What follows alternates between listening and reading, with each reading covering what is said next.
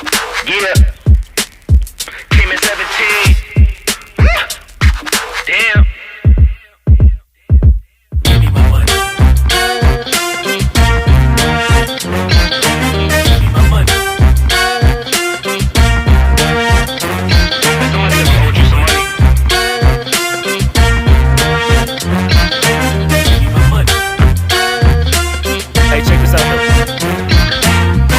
I gave you 10 a week ago. You told me that you got me when your check came home. I've been waiting patiently cause you my homie bro, but times is getting hard so I'ma need to see that cheddar though.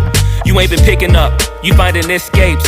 I might have to white you out just like you. Morning guys, welcome to my channel. My name is Dennis Janet Manel, aka Jack M, one of the member of Pinoy Magic Club. Pero this time, so ang i-share ko po sa inyo ngayon guys is nandito po ako sa may along Dampalit, no, Malabon. So para makita niyo po yung view.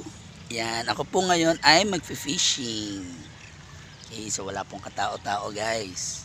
'Di ba? So yan, pero meron akong kasama, ito si Ganggang. Gang. Yan. Yan, so dalawa lang po kami magfi-fishing ngayon, alright?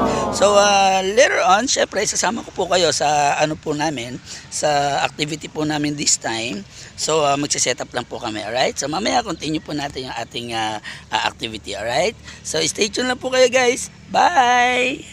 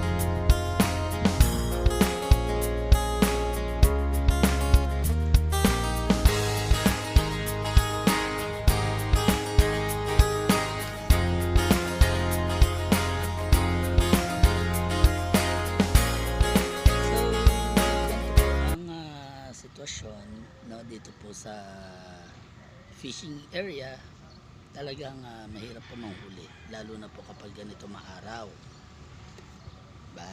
So papakita ko sa inyo guys.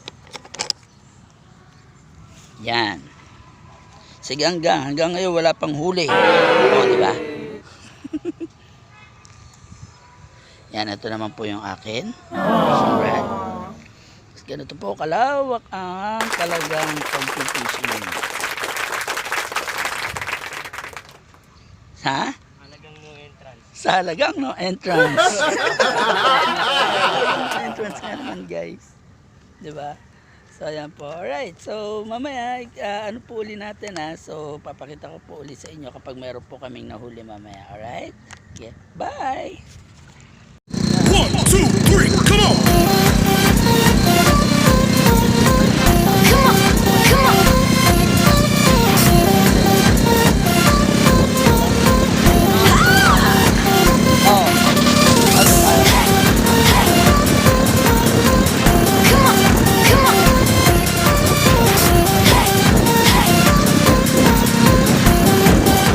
Tignan nyo pong nakita namin dito po sa palaisdaan na nakita namin.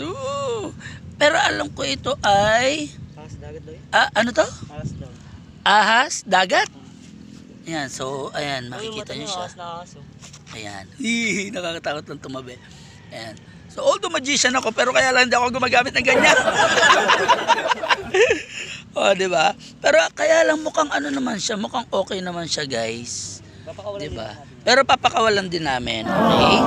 So ayan na. Pero kaya lang ako, baka maraming isda siya makakain. Okay lang, pala. Sabagay, pagkain niya naman yan. Bye bye. Ayan. Sige. Yan. So, ito na siya. Bye! O, diba? So, yan. Ito yung mga experience namin dito. Yan. So, syempre, awa ng Diyos, wala pa rin akong huli. Para kami ni Ganggang, wala pa rin huli hanggang ngayon, guys. Ganun pala kahirap ang maging fisherman. Wow, fisherman. Kala mo naman napaka-social fisherman. Ayan. So, ito naman kasi, no, so para pang-release stress, 'di ba? So, para at least yung mga ano natin, 'di ba? Dahil nga sa hirap ng buhay ngayon, yung mga nararamdaman natin, lahat ng mga yung nararamdaman natin. So, ito yung parang pinaka-stress reliever mo. 'Di ba? So, para at least malibang ka, 'di ba? So, kasi kadalasan sinasabi ng iba kapag once na ikaw daw ay magkakaroon ng COVID, mag-aalala ka sa sarili mo. Tapos biglang magkakasakit ka. Pag nagkasakit ka, madadamay na pati nervous system mo. Oh my goodness. So hindi naman ganun. Para sa akin, fishing is life. So, actually meron nga nag-aano doon. Ayan na. So meron niyang, ayan, so meron na nagtitinda ng mga huling isda, no? So yan yung mga walang nahuli, tapos bibili na lang sila. Kami magtsatsaga pa rin. Tsaga.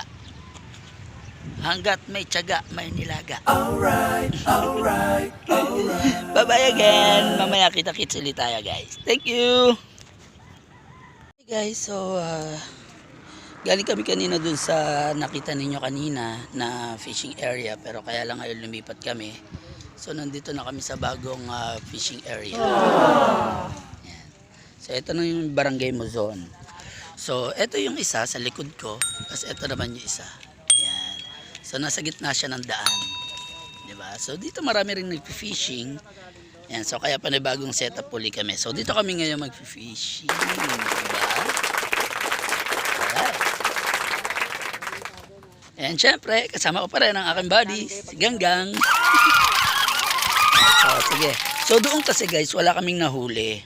So kaya ang ginawa namin, bumili na lang kami ng isda, no, which is napakita ko na sa inyo kanina.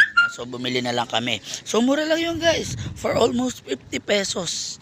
Meron na kaming nabiling isda.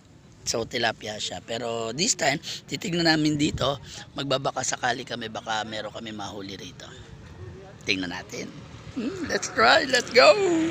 We're going back home. So it's already 9 o'clock in the morning. So kami po ay uwi na. At syempre, good news po, hindi po namin nakakunan. Pero ito po ang aming huli. Ganun mga gang. Pakita ko po sa inyo ang aming huli. Yan. Diba? Good. Alright.